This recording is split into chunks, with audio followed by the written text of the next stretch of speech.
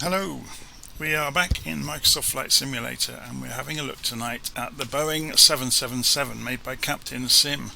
So this is again me taking a hit for the team, I guess, to look at some of the aeroplanes that are much lower cost and unfortunately quite a lot lower quality than some of the kind of standard setting aircraft, things like the PMDG or the Phoenix Airbus or the MD-82. So we're going to have a look at the 777 and see what it looks like, how it flies, and not really come to any conclusions, but give you a chance to see it.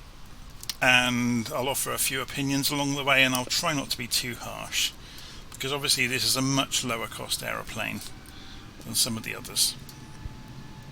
Okay, so from the outside you can see I've put a custom livery on it from FlightSim.2, because out of the box with the aircraft you get from Captain Sim, it's just got, you know, some very basic liveries. So I've gone and got this 8K British Airways livery from FlightSim.2, which, you know, just drop into Community and it works straight away.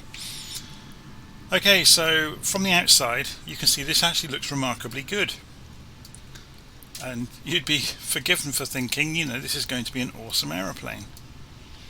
But then you go inside and you realise what you've actually got is the shape of a 777 sat on top of half of a 747 with a lot of broken bits and pieces that are non-functional.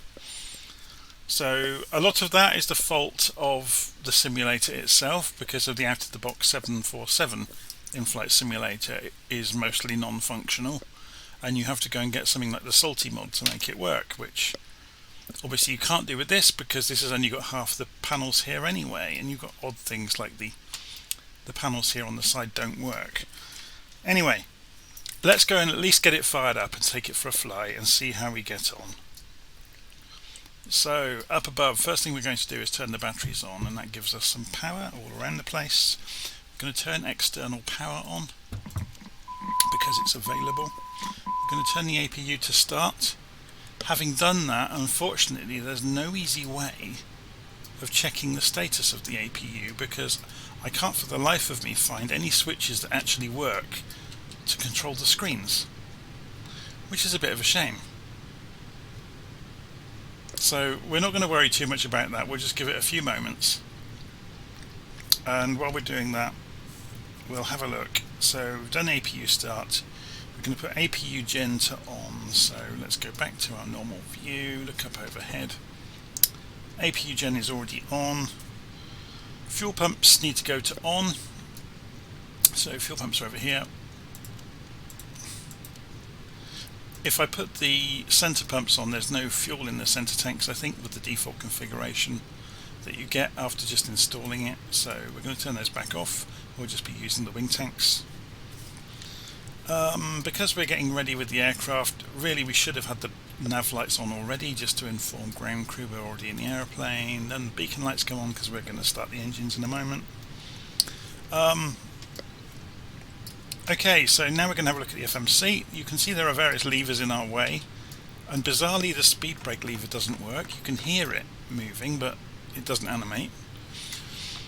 Okay, so you've got the basic Boeing FMC here, but it's kind of halfway functional.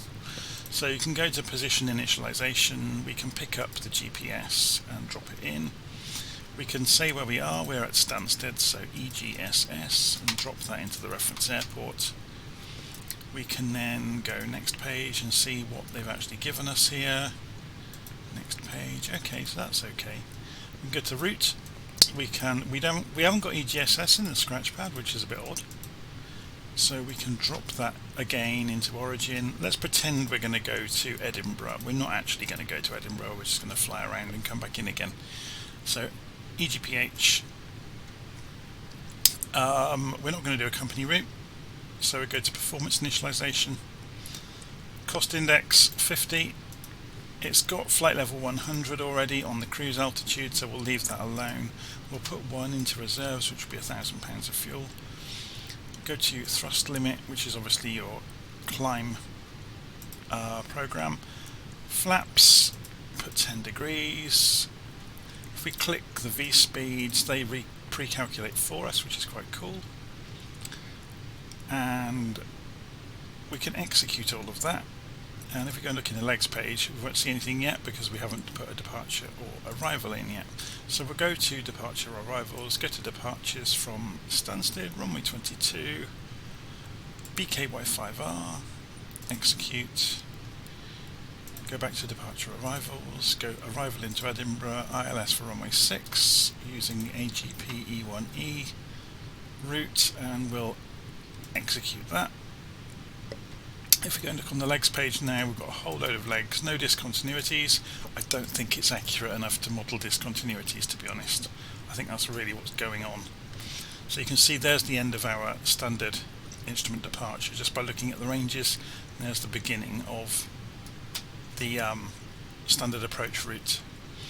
Okay, but we're not actually going to use that. We'll let it climb out and then we'll take control during climb out, just to see if the autopilot kicks in and takes us up into the sky.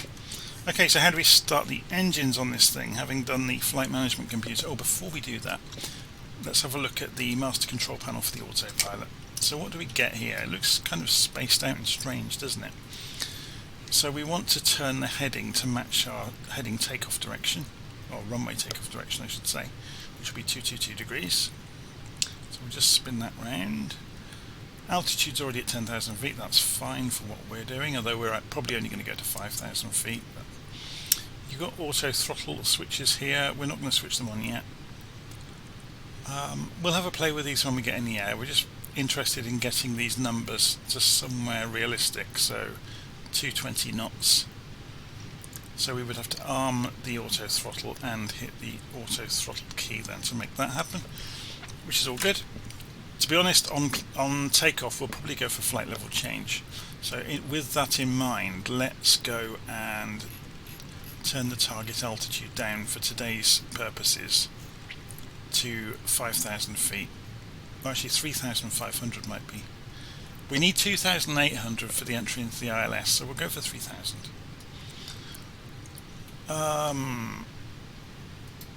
Okay, so we're going to start the engines. So it's pretty straightforward. We've got the APU running, or we hope we have. We've got no way of checking that. We turn the start switch for engine number 2, or the right engine, to start, and you will see the numbers gently starting to rise here. So you wait for that to come up to, now on the 737 it would be about 20, but I'm not sure what the story is with this one. We're going to hit the fuel starter for it and see what happens.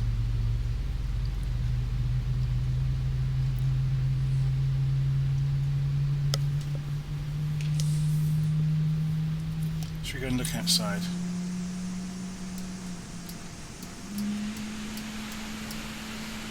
So the engine is spinning up.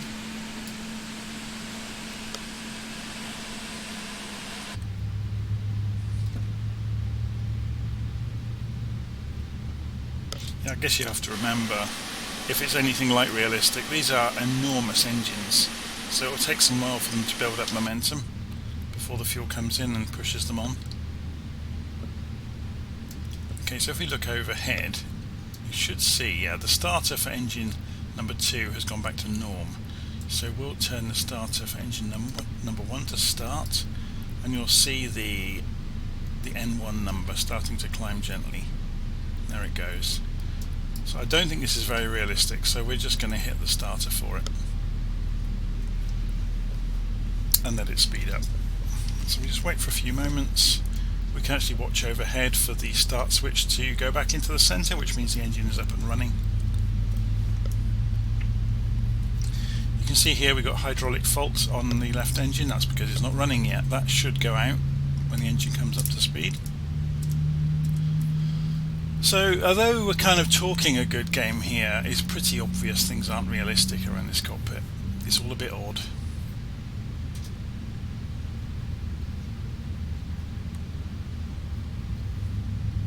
So if you just, so the engine's up to speed now. So if we scroll over here, we can see the bleed air situation. So engines are running now, so we can turn that APU bleed off. And and we can turn the APU generator off. It's got an auto crossfeed switch, so we should just be able to turn off the APU. Yeah, and the APU gen came off on its own. That was good to see. Okay, we're going to turn the window heats on. They all come on together. They're not independent switches, which is a bit odd. The inertial navigation system was on already, which is again a bit strange. Okay, should we taxi out then? Let's get the flaps to take off. We don't need a pushback from here, so parking brake off, easy engines forwards, and we're rolling. So we're just going to roll out to the runway at Stansted and see how we get on. Looking at the flight plan here, if we increase the range we should see our flight plan that we programmed, and there it is, look. So that seems to work. Whether it will follow it is another matter, and we might not get into that much today. I'm more interested in doing a circuit and seeing how it behaves in the air. It's very, very heavy and sluggish taxiing, but then it's a very big plane.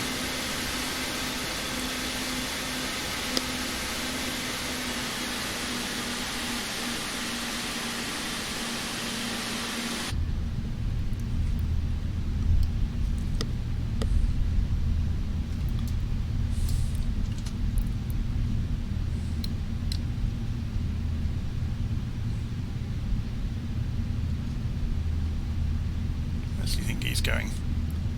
He's not going to push in front of me. He's going to try, isn't he? So should we stop? Let this Ryanair go. It's going to take us longer to taxi than him, I imagine. It's a shame that the stock aircraft shapes have got pointy noses. Oh, hello. It's never one bus, as they say.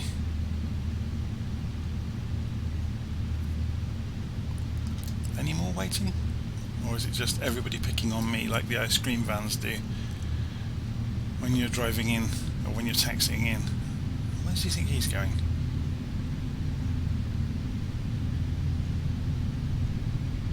They're not actually going for the runway.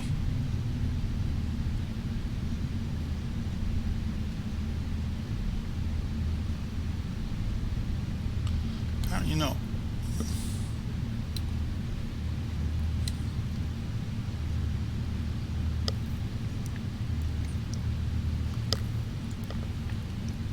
Oh, that's good.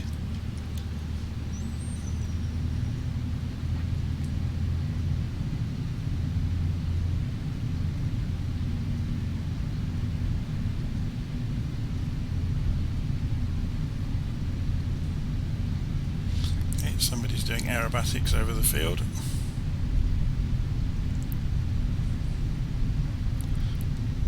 Not exactly advisable for a commercial airport, but there you go. Can't really tell people how to behave in a sim. So I'm going to kind of repeat the same thing I said when I looked at the Embraer the other day, the 195, that I'm kind of flying in the face of a lot of people that would discount this aircraft as a load of rubbish. As I said, there's kind of an aloof element to some of the people that fly with Flight Simulator, and they expect everybody to want study level aircraft. And some people, or the vast majority of people, don't have the time or the resources to be able to devote to learning to fly a study level plane. So having something that kind of works, you know, and is logical and the processes seem to make sense is good enough for most people. You know, obviously you're always going to get the hardcore gang that are going to want everything to work exactly like the real thing, you know, so they could transfer in their own mind what they have learned to potentially flying the real airplane, which of course, you know, 99.9% of people never will.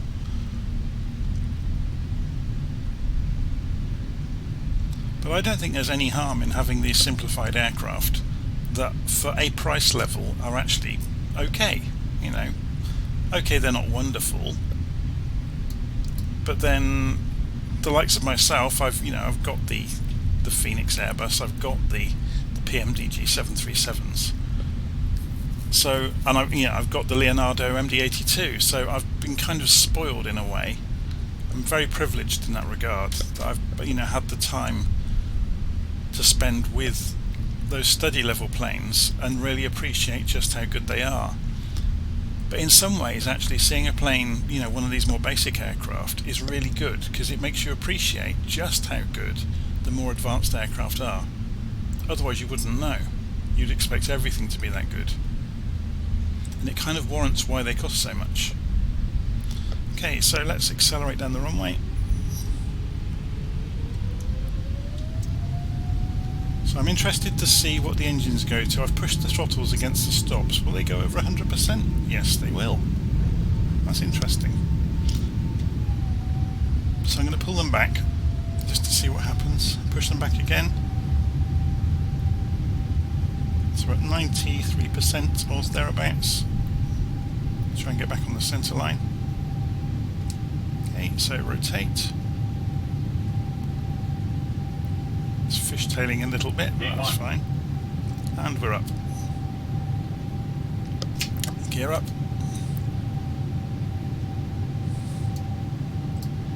Not quite sure of the alpha level, and there's no readout for the alpha level, which makes it a bit dicey. But we're just going to trim the aircraft and then hit the autopilot, go for flight level change, go for lateral navigation, and let's see what the airplane does. So throttle's on,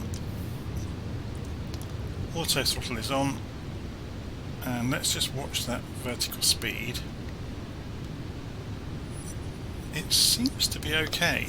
Obviously it's not flying it wonderfully accurately, but it's holding the line. We're just coming up towards 3,000 feet, which is what we told it to do.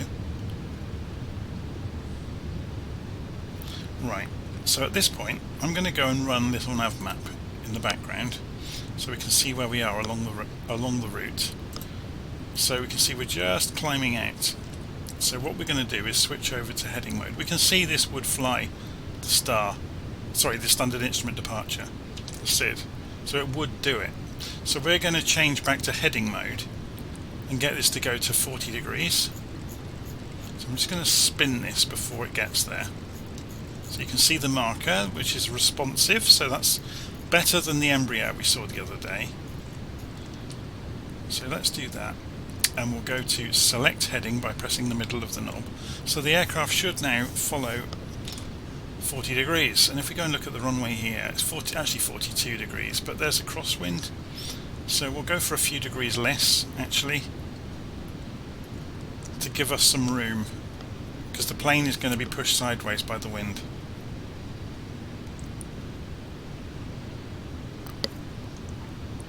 So the plane was following the lateral navigation, looked like, so let's go and program ILS then and come back in and see if we can land it. So 110.50, 223 degrees. So can we lift the arms up? No, we can't. Never mind.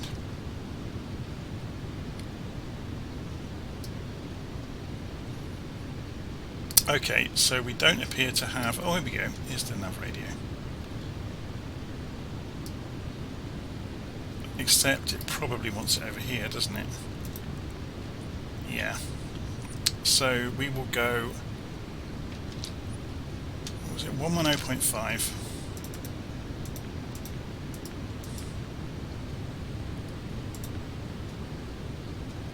Is that going to change? And we want a course of 223 degrees. So let's program that in, and let's go and change our course up here. Have we got a course knob? No, we don't. We just have the heading. Okay, that's interesting. We'll see what happens when we get onto approach. You can see we're flying out, so we'll fly out just past the end of the ILS and come back in and see how it behaves, basically. So we'll go and turn this back to 40 degrees now.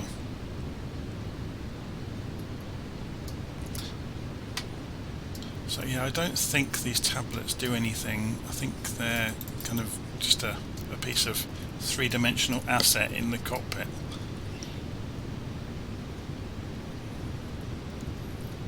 Yeah, the knobs that should control the screens aren't doing anything either, which is a shame. So it looks the part, but it's only got very minimal functionality.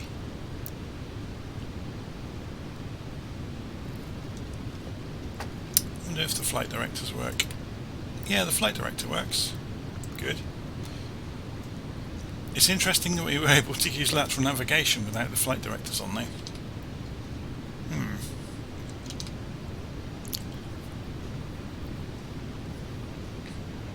Okay, so you can see the glide slope coming along. We'll wait until we're underneath it and then we'll make our turn. So if you imagine we're flying away from the airport and the glide slope you can see appearing is where we should be at this distance from the runway, and we're just getting to the point where we would be on the 3-degree line, which is, you know, it's perfect. It's kind of what we estimated for. So we are going to drop our speed to 180 knots.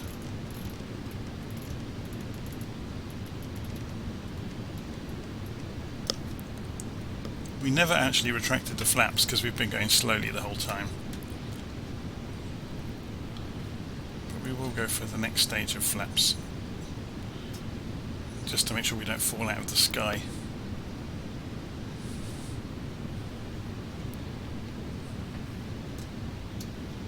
We should have the landing lights on as well actually while we're flying along, but we're not going to worry too much. This is really just seeing how the aeroplane behaves more than anything. So let's spin ourselves back round then to 222 degrees.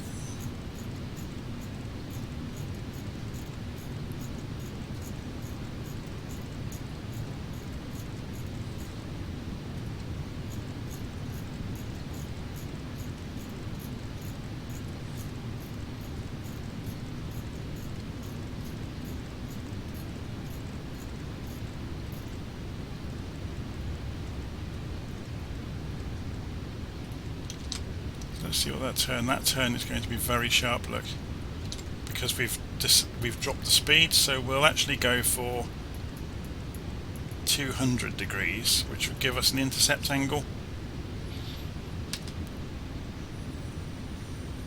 for the approach.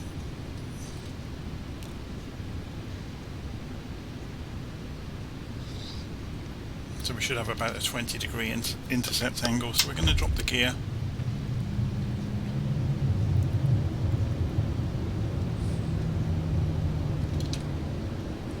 So you can see that happening now on the map.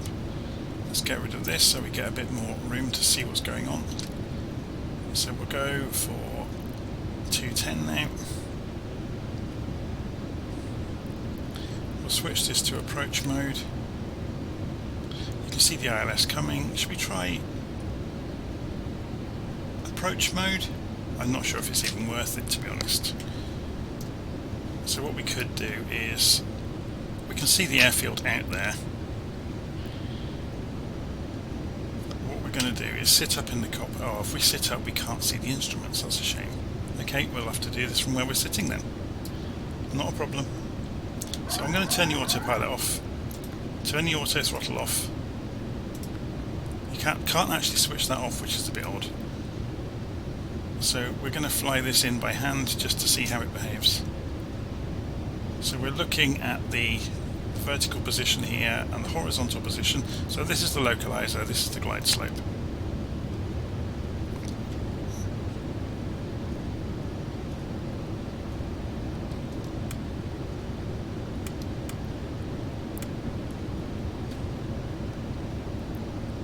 So let's get it back on the center line and get this. We're above the glide slope now.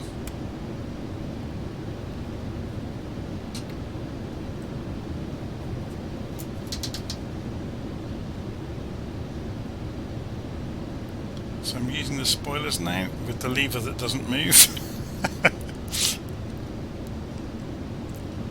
So it's just coming back in To be honest, I went off track on purpose a little bit so we could get to see if we can manoeuvre it nicely, and it looks like we can.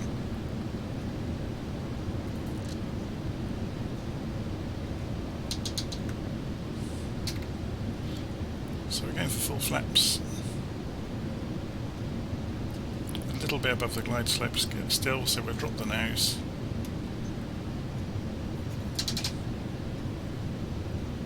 Interesting, the throttles don't want to slow us too quickly. I guess we have to remember we're a big heavy lump. Here comes the glide slope. So gear is down. We don't appear to have any lights for the gear, which is a bit odd. 500. 400. And we've gone low, so we'll see how it reacts. We're pulling up. It doesn't want to pull up, so we don't get below 140 knots. So this is obviously based on the old 747 flight model, where if you get below 140 knots, look, you can see this is sinking.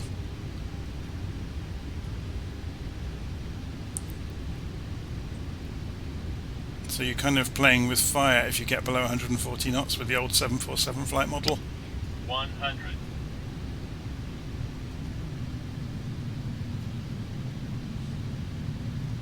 50, 40, 30, 20.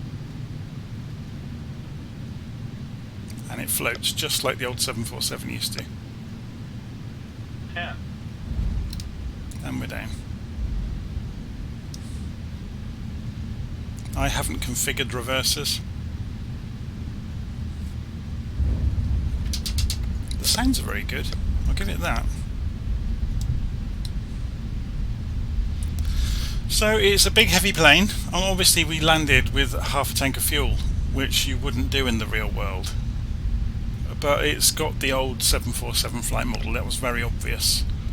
As soon as we kind of got around the 140 knot range and we lost lift, which obviously isn't realistic. Thankfully the 747 has the Salty mod, which is a free download for Flight Simulator that allows you to correct for that. But the this 777 is good fun. Okay, it's not expensive, but then you have to remember the 747 that you get with the sim is free. So is it really worth spending this money? Do you really desperately need a 777 when the 747 is free and you can get a free mod that makes it actually quite good? And you know, bearing in mind this is based on the 747 flight model and the 747 cockpit. So the developers really have kind of mailed it in. And granted, they might have done this aircraft quite early after the sim came out, so the full API documentation wasn't available. So I think that's kind of the thing that's annoyed a lot of people. There's a view that some developers have done a bit of a money grab with releasing planes quite early, and they've not gone back and corrected them.